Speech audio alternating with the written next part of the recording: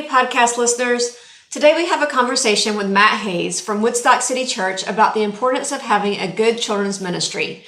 This is important to me because this is something that touches my personal story and something that I'm very passionate about. When I was young, my parents took a bold step and made sure that I could grow up with the influence that I needed in order to love church. I am not really sure what I would be today had they not taken that step.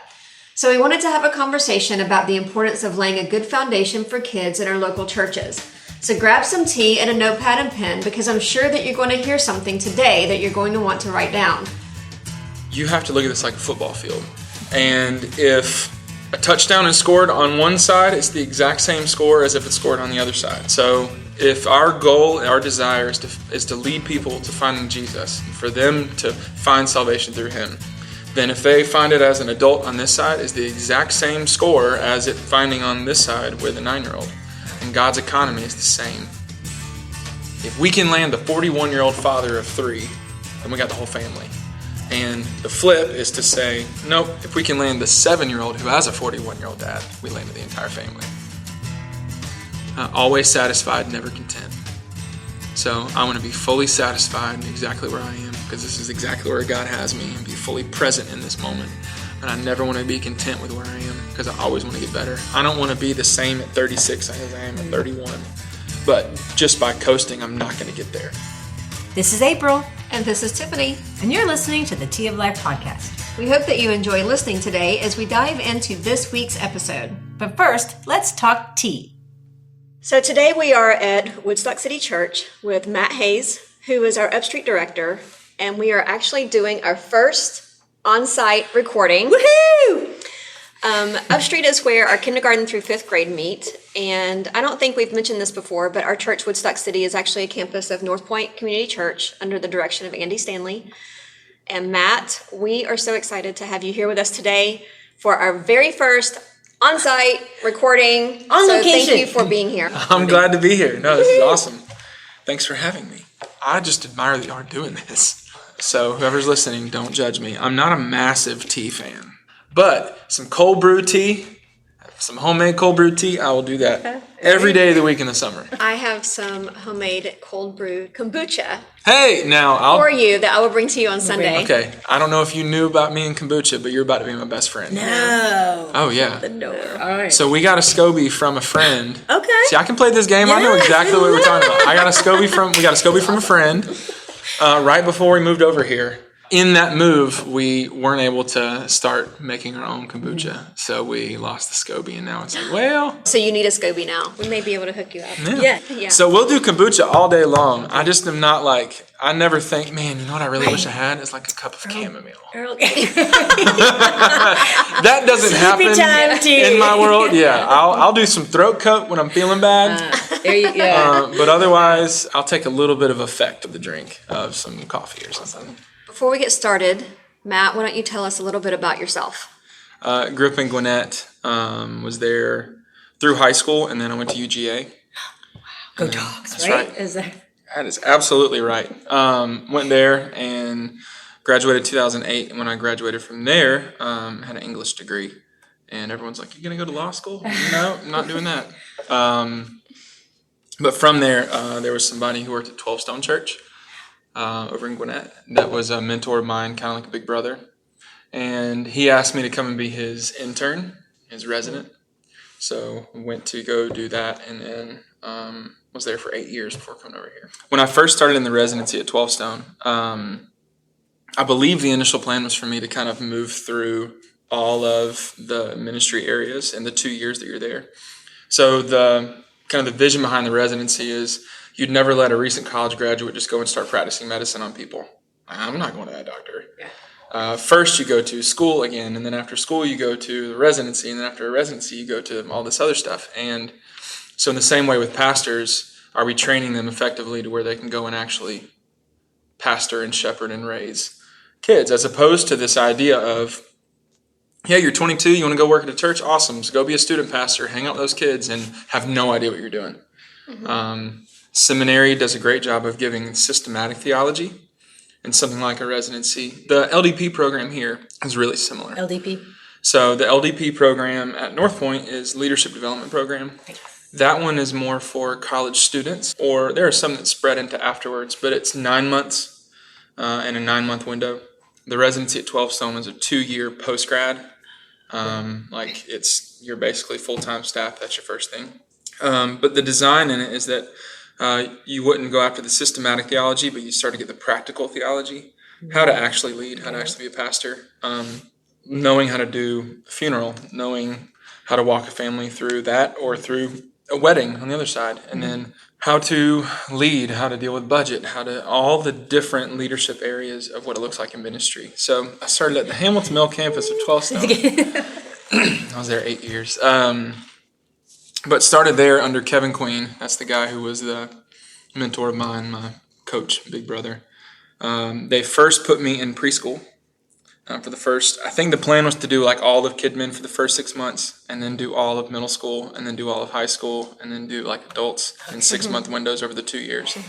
And I got into preschool, and it's about all the leadership I could handle was holding babies, because I was just super unhealthy, wasn't in a good season, and didn't know what I was doing, had no idea on work ethic. I just did everything off talent all through school and high school and college, and so I had a lot to learn. I was not a good resident.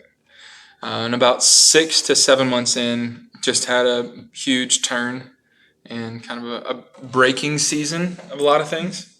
And then came out of that season and moved into the elementary ministry. And then a few months later, a new leader stepped in to take over all of Kidmin, and she basically said, I think you can do this, so you're going to go run with it. So I started leading elementary ministry under her guidance, because she'd done it for a long time, and led that for the next year and a half. I never moved out of it. And when I first got into it, my thought from growing up was, like, the children's pastor is like the weakest thing that you could do. Like the dude that's the children's pastor is not come on, there's no influence there. That was my thought as a 22-year-old. And I was quickly reproved of that from Kevin. He said, you're thinking about it in the wrong way. You got to start thinking about it from God's economy, is what he said. So the building at Hamilton Mill was pretty tiny. We just played Tetris to fit people in. and right down the middle of it was kind of this atrium area where there was a cafe and the bathrooms were there. And on the left side of the atrium was the auditorium where all the adults would go. And on the right side was all the Kidmin. And that's really all it was. And he said, you have to look at this like a football field. And if a touchdown is scored on one side, it's the exact same score as if it's scored on the other side. So if our goal, our desire is to lead people to finding Jesus, for them to find salvation through him, then if they find it as an adult on this side, is the exact same score as it finding on this side with a 9-year-old. And God's economy is the same. And that kind of right-sized my thought into Kidmin. And then I got into it, and I realized when you're doing children's ministry, you're not really leading kids, you're leading adults.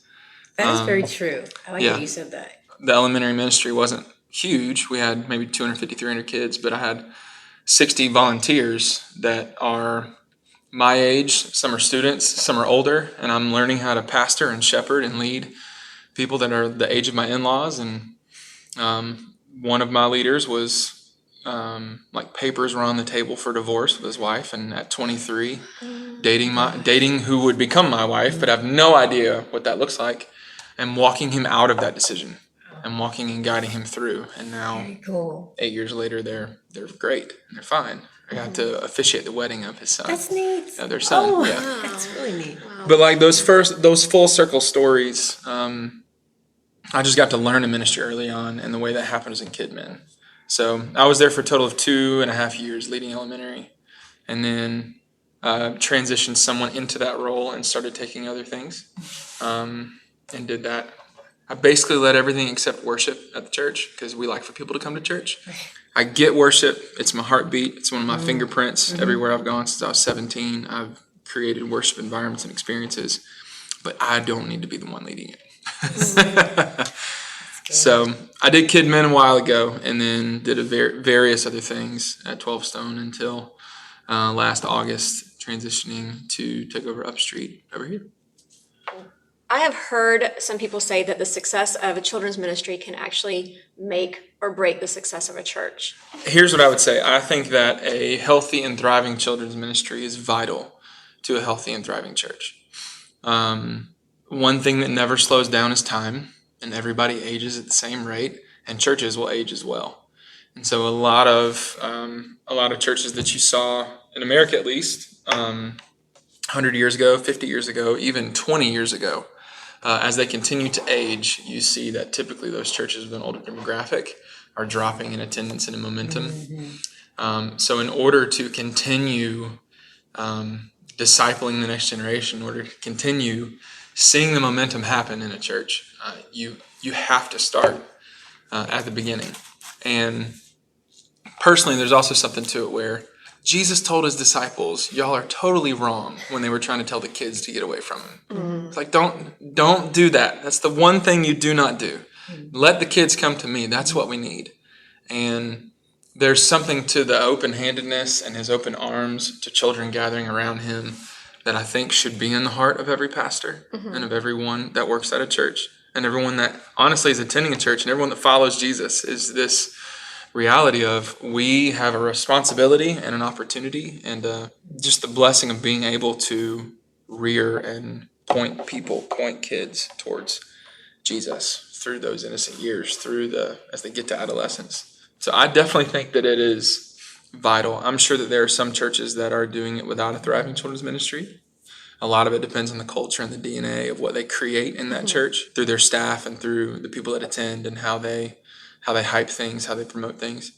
And looking across America and the landscape of America and this new denomination called mega church at a multi-campus level, every one of them has a thriving children's ministry in some fashion. It's a consistent thing that goes along with it. So one of the things that I'm hearing you speak about right now is kind of on a relationship level with the kids. How important do you think that it is to build relationship with the children? So if you had a scale of like 0 to 10, it'd be like a 42. Oh yeah, that's good. Yeah. I think it's everything. Because a kid is going to respond to the people that they trust and the people that they're comfortable with. How do you suggest us building that trust? I think consistency is big. So we ask our volunteers to commit to being here every week. We ask them to commit to a year because out of the year of being here, they're going to develop the relationship to where that kid is going to, A, is going to trust what they say, but B, through the relationship is going to want to continue to be here.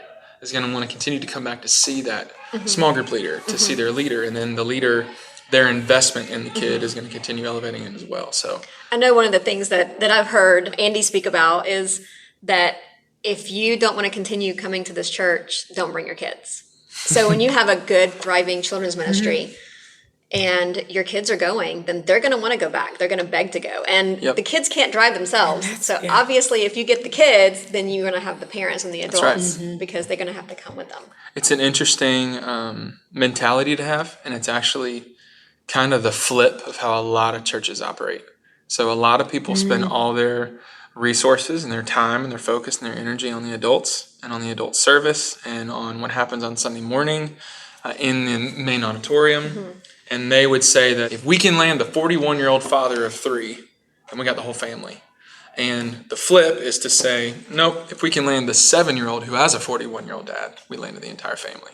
And we see that happen here all the time. So in our job descriptions, or kind of the purpose of our job on staff, is to create a safe, irresistible, and transformational environment for a kindergartner through 5th grader. We know that if we are doing those 3 things, then we're going to create it in such a way that their experience is going to drive them to say, I got to go back to this. As you continue to build an environment where the kid loves to come back, one of the main hooks to getting them to come back that's going to then anchor them into wanting to be here is going to be that leader who over time builds consistency of being there, earns the trust of the kid, so that whenever they say something, it has more clout. It's going to land because there's a love and a respect and an appreciation. This leader's showing up at my baseball games. They're writing me letters on my birthday. They're celebrating me on Sunday because they saw on Facebook during the week that I won my swim meet. Right. The interpersonal relationship is what really makes, for our small group leaders, is what really makes it work for all of our kids wanting to come back. At the end of the day, I believe that what we do in children's ministry potentially is the most valuable thing that happens to the church. And I will say one of the unique things within the model and the mission of our church is it's not that we create this incredible environment for the kid, and then we turn around and are super heavy-handed and confining, and the word that I hate the most, legalistic with the parents, because we're doubling up this all-inclusive environment of the kids are being engaged where they are and loving this irresistible environment. But then the adults are going in there if they're here for the first time, and we're trying to create church that an unchurched person loves to attend. So we're not going to be super heavy-handed. They're not going to walk in and feel like they're being judged. There's not going to be this guilt that they walk out with, to where now there's this dissonance of the kid loving it and the adult saying, oh, I don't know. And that the marriage of all that together is what really allows it to happen. Yeah, and that's life change. Yeah. How do we measure the effectiveness of life change, and how do we know that it's actually happening in our children? A lot of times when you're dealing with kids, you're not going to see the fruit of it in that window and when they're with you. You're planting seeds. You're creating and setting a foundation, knowing that what you're doing with them in this season of life is shaping who they're going to be when they're 16. So, when we do have them in that season, you start to see it play out just with, the super churchy answer, but just through the fruit of the Spirit, where you're watching them grow from first grade to third grade and have more patience. You're watching them when they get to fifth grade start to be selfless in their mentality, instead of wanting to always win and be the one that's involved. And now they're saying, hey, how can we let them go? Hey, no, you go. There are little moments of maturity that you watch start to happen that are tied into what we're teaching them as they're here, that are tied into the intentionality of the conversations the application we're driving in small group time. And then just it continues to breathe a culture to the others, because now they're starting to be influenced on everyone else. So then, this is another way, if they stay within our family ministry environments, now you start to see kids that went through Upstreet that are in 8th grade and are saying, hey, I want to go back and serve in Upstreet so I can lead these kids into what I had and the experience I did. Right, exactly. And so the recycling back into the environment is a massive way that we see it in the current, but that starts here, that we see it when they're 16 and 17. Yeah, I can definitely see what you're saying in my own kids. And when they say stuff, I look at them and I think, wow, I really wish that you would have gotten that from me, but I know that you didn't. I really wish that I would have been the influence on what you just said or what you just did. But I know that this church, what they're getting here in the children's ministry, is the foundation of what they're living out. And now I have my 9th grader now who is actually serving here in Upstreet, and now I have my 5th grader who's about to go to transit, and he can't wait. He keeps talking about how he wants to serve. I want to serve, Mom. I want to serve, Mom. I want to serve. And he just absolutely cannot wait. And whenever there's a time when we wake up and we can't go to church, they are devastated. Like, they are upset. I mean, at 15 and 11, and my 11-year-old is bawling because he can't be at church. And the proof is in the pudding. Isn't there an expression, the proof is in the pudding? So when your kids want to come to church.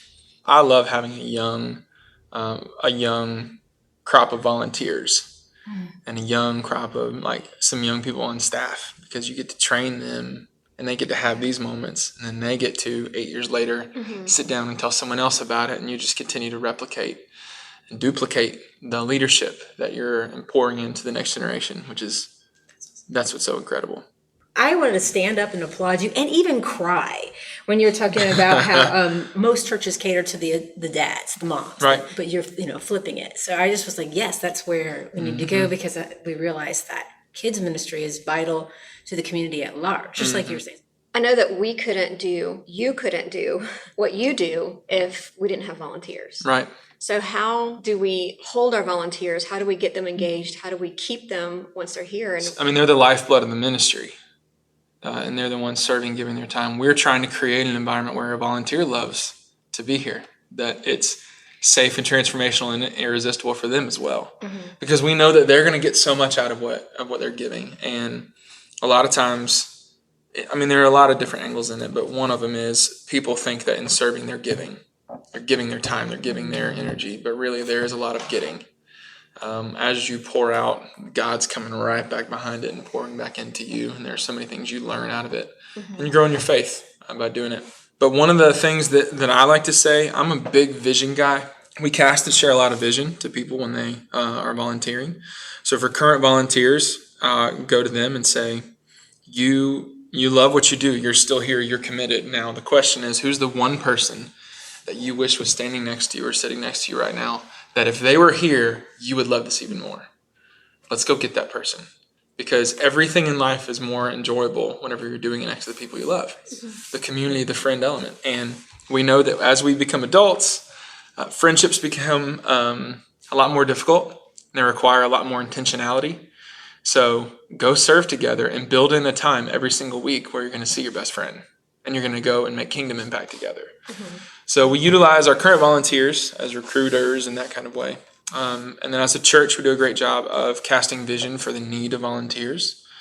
Because then you can start to talk to the parent in the room to say, hey, that kid environment that your kid loves, we need volunteers to effectively go make it what it is. And so maybe it's you that gets to go fill a spot. It's you that gets to go make an impact. And casting it in a way that is inspiring to people to think, oh my gosh, I never thought about, I could do that. And then you start to breathe life into them and breathe a little bit of vision into them as well. So we do it globally as a church. We do it within the ministry of trying to get volunteers to come in. And then I go into our student ministry environments often and try to pull them into being contributors, not just consumers.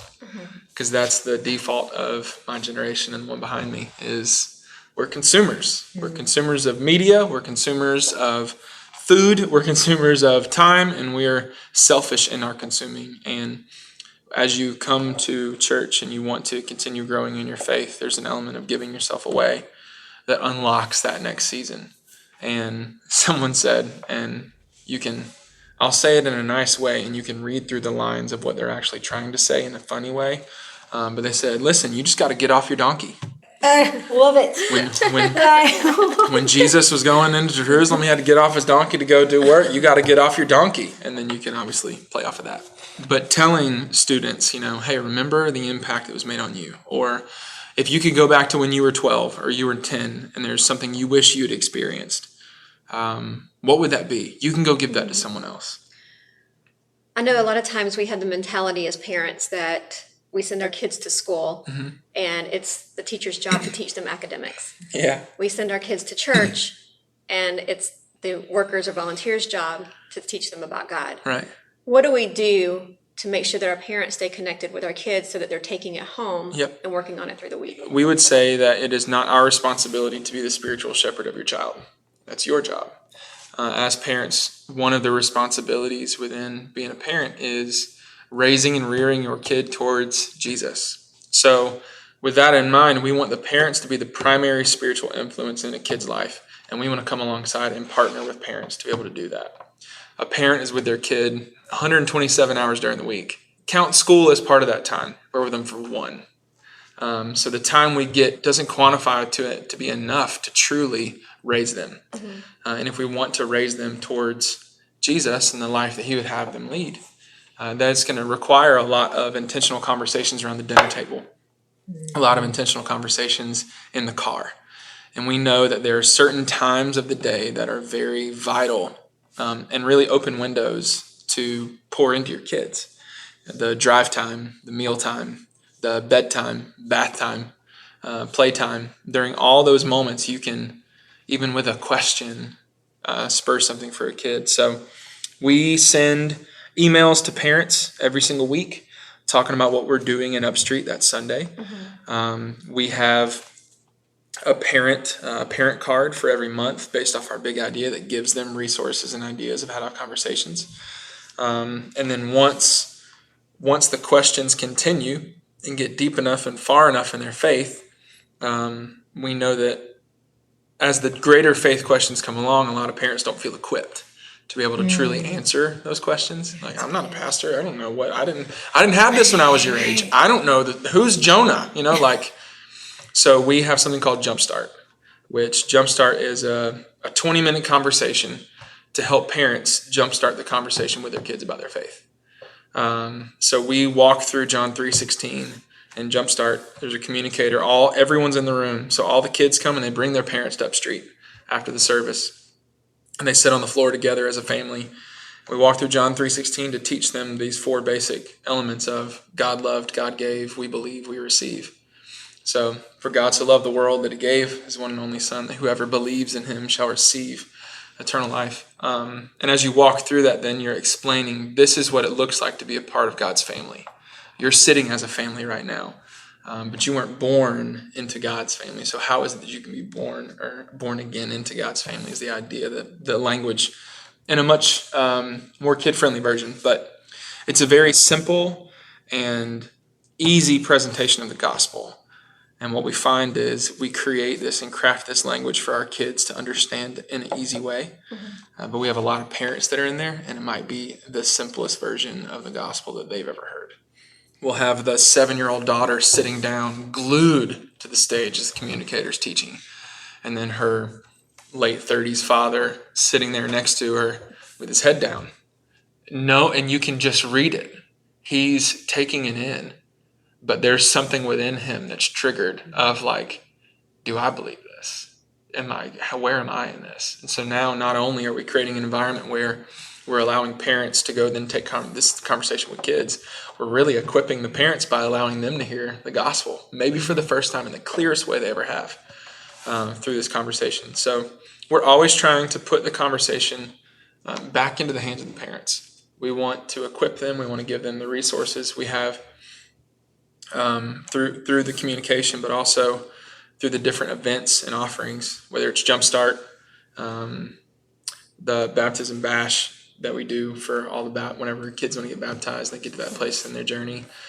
Kids stuff is something we do also, where it's a family environment once a month that really reveals this new big idea for the month. But it's this massive production and show that the whole family comes to, and it's a great tool for parents to hear the same message their kids are listening to, but it's fully developed and designed for a 10-year-old to come in and totally enjoy. Imagine like the coolest Disney show you've ever seen for a 10-year-old that's not animated. They're doing that every month in this room where hundreds of people are coming in. So we want to equip the parents and put it in their hands as much as possible and partner with them. So Matt, thank you for answering all these questions. You had some really great answers, but I want to get down on a little bit of a personal level with you. I didn't do it. And I just want to find out, what are you doing to make sure that you are continuing to grow as a leader? Yeah, great question. So as a pastor, as a leader, it's really easy to always pour out and never be poured into.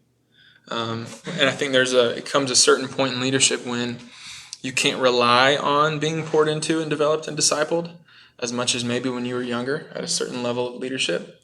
So for me, I'm always reading books. I'm always trying to learn the next or learn the new, and just continuing to expand my knowledge or the intellectual side of it. I'm constantly having conversations with people that have been there before, or people that are older than me, or that are above me, and I just ask questions all the time. I think one of the best things that someone can do is to go into a meeting with an agenda.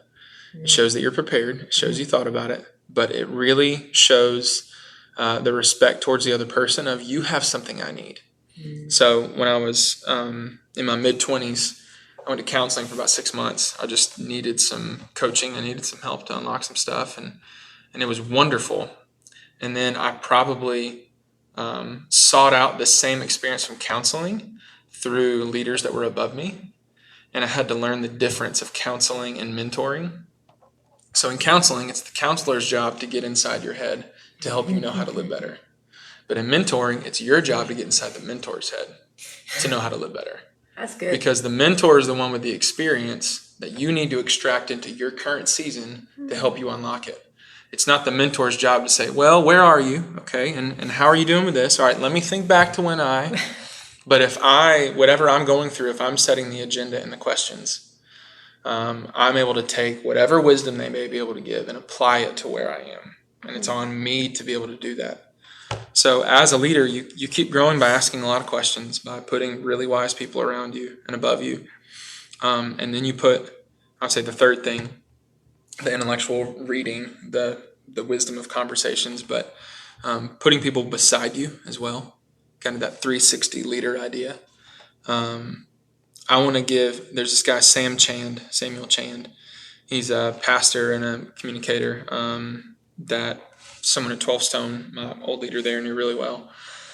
He says, I always want to give people crowbars in my life. And so he says, I've given crowbars to 11 people in my life. And what I mean by that is I've given them the ability to come in and to pry as much as they want in me, to grow me, to ask questions, to toughen me up so that I'm constantly growing. Because if you think that you can naturally do it on your own, that's folly. Maturity is not the default. No one's born mature. Immaturity is the default. John Maxwell says, everything worthwhile in life is uphill. You never coast into better. So if there always is work and pain and effort required to growing, I always want to grow. Dan Ryland he's the executive pastor at 12 Stone, my boss, who's friends with Sam Chand and like John Maxwell's right-hand man, just all this leadership that I got for 8 years. His thing that I've just adopted and kind of made it mine is always satisfied, never content. So I want to be fully satisfied in exactly where I am, because this is exactly where God has me, and be fully present in this moment. And I never want to be content with where I am, because I always want to get better. I don't want to be the same at 36 as I am at 31. But just by coasting, I'm not going to get there. You got to work. You got to try. You got to be willing to get criticism and take criticism and not get your feelings hurt just because you didn't do something well. Right. That's good. Adam Johnson, who's the lead pastor at Brownsbridge campus, was talking with Gavin Adams, the lead pastor here at Woodstock City. And he said, I'm learning more and more in life that very, very rarely is something ever pass-fail. It's rarely ever you failed at this or you passed at this. Everything is an opportunity to grow and to learn.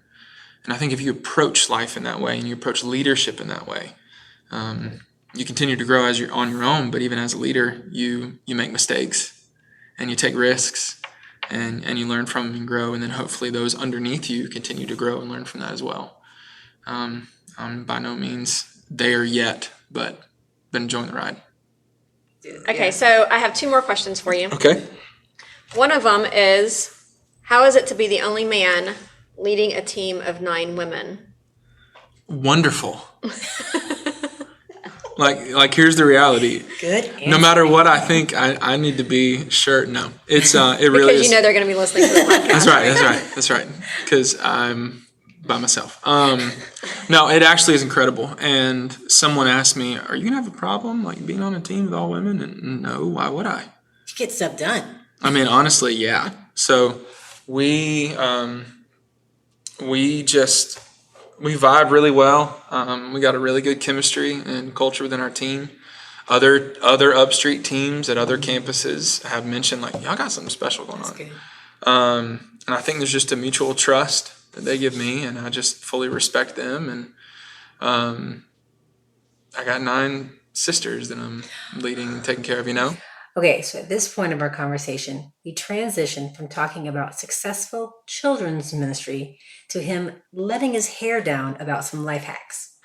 So Matt, I volunteer with you on Sundays, but I don't really know you that well. So in order to prepare for this recording on this podcast, I had to stalk you like we do all of our other guests. I like how you give a disclaimer. We do it for everybody. It's fine. We do it for everyone. Because I'm so nervous it's okay. right now. Okay, so as I was stalking you, I was looking through Facebook. Yes. And went through some pictures. Yes.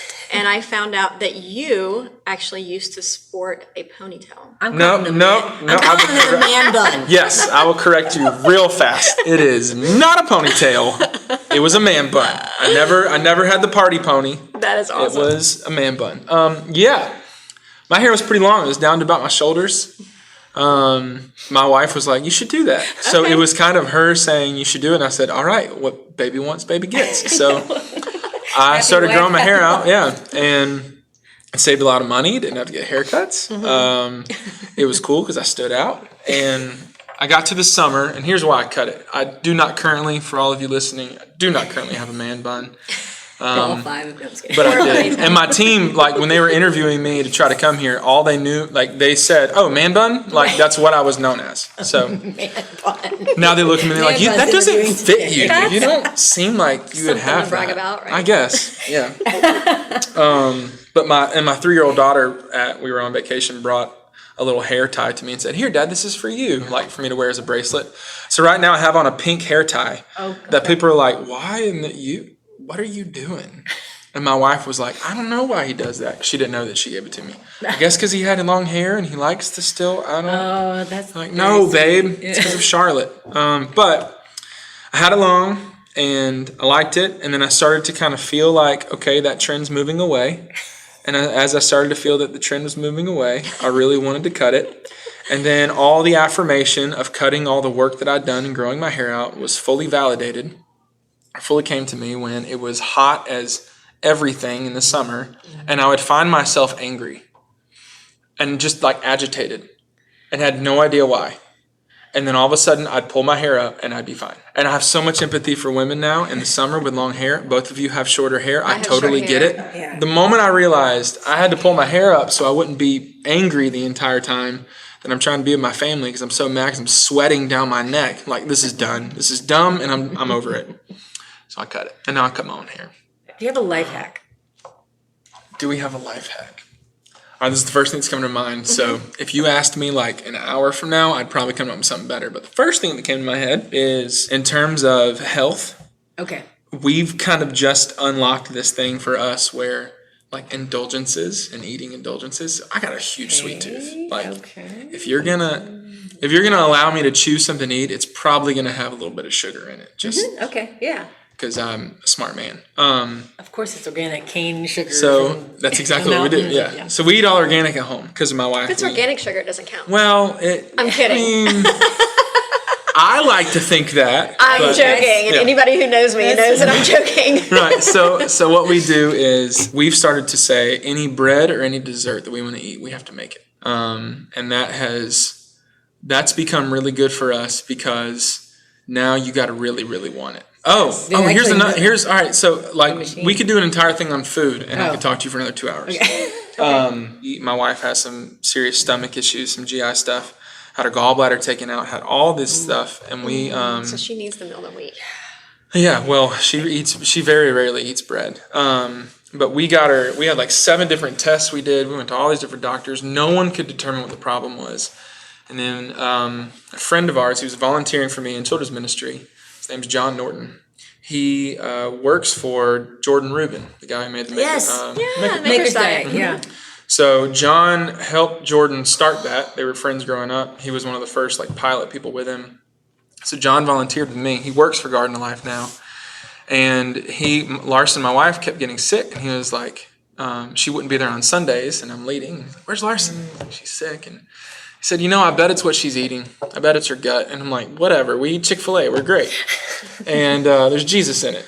So he started to kind of educate us in what we were doing and what we put into our body and what it does to us and how everything kind of rises and falls with your gut. Mm-hmm. And as we got educated, we started to learn more, and we started to eventually over time change everything out to where we eat all organic, and we only grass-fed, grass-finished beef, or if it's free-range organic chicken. The eggs we buy, we drink raw milk. We're super weird. Don't let the cops find me. All that stuff.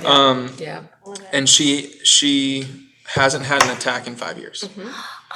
So it was every month, almost to the day, 24 hours, she would get sick for 24 hours. And she hasn't been sick now in almost 5 years. She has had 2 attacks in that 5 years, and we know exactly what she ate both times. And it was something out of bounds for what we normally do. So in order to afford that, because she's a stay-at-home mom, we have 3 kids, a mortgage, and I'm a pastor, we get all of our red meat, we order a cow. Oh, yes. Okay. So we go in with 3 other families, and we order a quarter of a cow at a time, and then we eat off of it for 14 months. So you pay by the pound for the amount that it is. But what we do is you go in and buy this cow, and it ends up being, for the quarter of it, you're paying like $600, $700. So it sounds like a lot up front. But in it, you're getting everything. So we get brisket, we get filet, we get every cut of steak, we get every cut of roast, we get fajita meat, stew meat, you get the marrow bones, and you get about 35 to 40 pounds of individually packed ground beef. Every cut you want, you're going to get it. And it equates to the average price per pound of all of it is between like $7.50 and $8.50 per pound. So the farm that we got everything from, one of the times that we did this, we've done it for about, I think we've gone through 5 different cows. We drove down to, I drove down to Bluffton, Georgia to White Oak Pastures, which is it's the highest quality red meat that Whole Foods will sell. So I drove to that farm to go purchase a cow, and if you buy it from Whole Foods, the ground beef is $9.99 a pound, and we get everything, all the filet, brisket, all the cuts for between $7.50 and $8.50 per pound, plus the ground beef. So that's been a massive hack for us budget-wise. And then we take whatever we spend and then just divide it out by month. And so each month we go ahead and put into the budget $56, because on that month you spread it out over the 14 months, you make it ration, and that's how we eat, how we do. See, I didn't need an hour. Okay, I needed 5 minutes. We need to schedule another time with you, another session that we just talk about food and just talk about because this totally, I am passionate about this. I'm done. I love this. I'm done. Yes. This is great. Okay, so your life hack was buy a cow, and somewhere else you've mentioned a donkey. So that's hilarious. I love that. That's right. I'm gonna go listen to that. At the end of the day, I believe that what we do in Upstreet, what we do in children's ministry, potentially is the most valuable thing that happens to the church.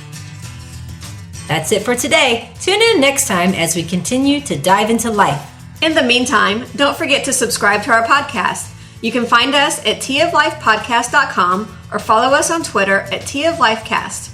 Until next time, in the words of Monty Python, make tea, not war.